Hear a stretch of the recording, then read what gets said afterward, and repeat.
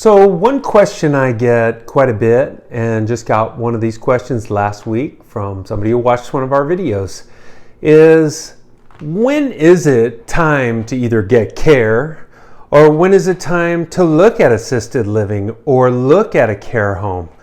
This is a real big question, right? I mean, there is no magic answer that we can put into place to say, hey, it's time.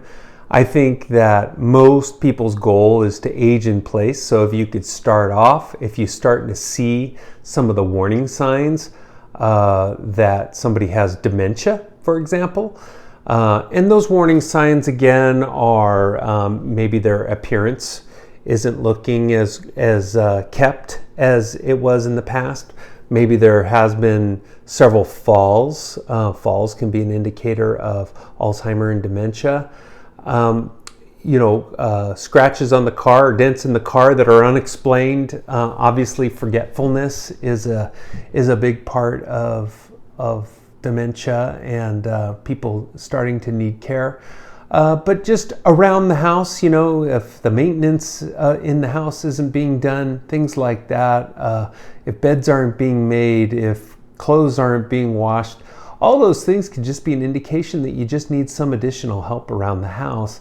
And that is usually the starting point for most folks, is just to get started with.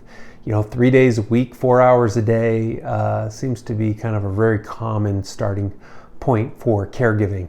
Of course, not waiting too long in order to start having care. If you don't have any support, then often, and kind of going back to the initial question, when is the right time? Are you going to the emergency room? Are you calling the fire department to help you up? These seem to be things that are very common right before you decide to go and get care. A large component is the financial component. Do you have the means to get a caregiver? Do you have the means to go to assisted living? Do you understand what all these things cost? Caregiving on average costs around $30 an hour. So if you're going to go 4 hours at $30 an hour, you're looking at $120 a day. Is that something that you can do? Can you do that only for a few days a week? Can you do that every day? Do you need more care than that? Well, 4 hours, well, that's just starting out, right?